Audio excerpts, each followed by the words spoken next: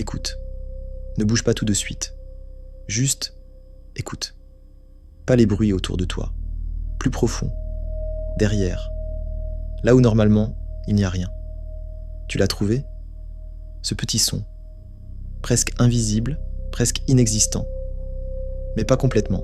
Ce n'est pas nouveau. Il a toujours été là. Tu ne faisais juste pas attention. Et ça, c'est exactement ce qu'il voulait. Parce que ce son ne commence pas. Il attend. Et maintenant que tu l'écoutes, il sait. Ne détourne pas l'attention. C'est important. Parce que si tu le perds maintenant, tu vas vouloir le retrouver. Et ça, c'est déjà le piège. Julien n'avait rien de spécial, comme toi. Une vie normale, des pensées normales, un silence normal, jusqu'au moment où le silence a disparu. La première nuit, 3h17. Toujours précis, toujours exact. Mais ce n'est pas ça le plus étrange. Le plus étrange, c'est qu'il ne s'est pas réveillé à cause du son. Il s'est réveillé parce que le son était déjà là. Comme s'il avait commencé avant lui. Essaie de comprendre ça. Comment quelque chose peut être déjà présent avant que tu en prennes conscience. Ce n'est pas un début, c'est une découverte. Et ce que tu découvres te découvre aussi. Les nuits suivantes, rien ne change. Et en même temps, tout change. Même heure, même son, même précision. Trop précis. Le corps humain ne fait pas ça, jamais. Un vrai acouphène fluctue. Il bouge, il tremble. Celui-ci, non. Il reste. Parfait. Stable. Comme un signal. Et ton cerveau va faire une erreur. Il va commencer à reconnaître. Et quand il reconnaît, il s'attache. Et quand il s'attache, il écoute. Et quand il écoute, ça devient plus clair. Tu vois ce cercle ? C'est là que tu es. Maintenant. Julien a essayé d'ignorer, comme toi, mais ignorer quelque chose qui est à l'intérieur, c'est impossible. Alors il a fait autre chose. Il a répondu, pas à voix haute, avec une pensée. Arrête.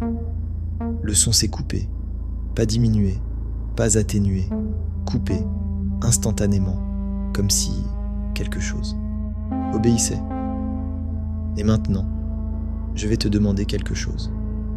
N'essaie pas, mais ton cerveau va le faire quand même.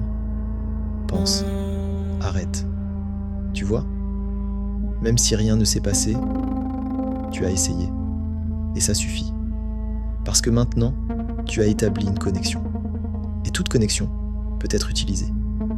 Les nuits suivantes, le son a changé. Pas en volume, pas en intensité, en comportement. Il a commencé à pulser. Court, long, court, pause, long, encore, encore, encore. Comme si quelque chose testait. Comme si quelque chose apprenait. Pas lui, toi. Parce que plus tu écoutes, plus ton cerveau s'adapte. Et plus ton cerveau s'adapte, plus tu deviens lisible. Et ce qui peut te lire peut te comprendre. Et ce qui te comprend peut entrer. Julien a commencé à anticiper. Avant même que le son arrive, il savait. Son corps se préparait. Explique-moi ça. Comment tu peux sentir quelque chose qui n'existe pas encore ? Tu ne peux pas. Sauf si ça existe déjà et que tu es simplement en train de te synchroniser. C'est là que le silence disparaît, complètement. Et sans silence, il n'y a plus de distance, plus de frontières, plus de toi et autre chose. Juste un espace partagé.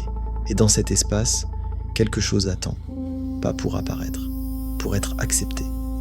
Julien a fait la pire erreur. Il a posé une question. Qui es-tu ?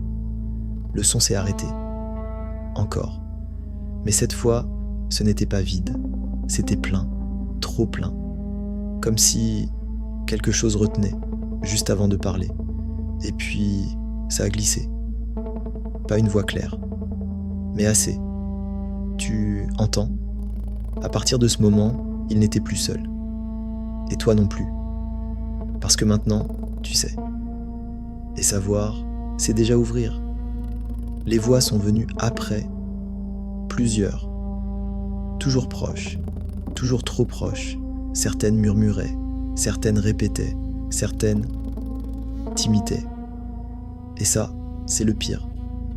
Parce que quand quelque chose peut imiter ta voix, ça n'a plus besoin de parler. Ça peut penser à ta place. Et si ça pense à ta place, comment tu fais la différence? Tu vois, tu ne peux pas. Les derniers jours, Julien ne dormait plus, mais ce n'était pas de l'insomnie, c'était autre chose. Parce que même les yeux fermés, le son continuait, et même sans penser, ça répondait. Et c'est là que tout s'est inversé.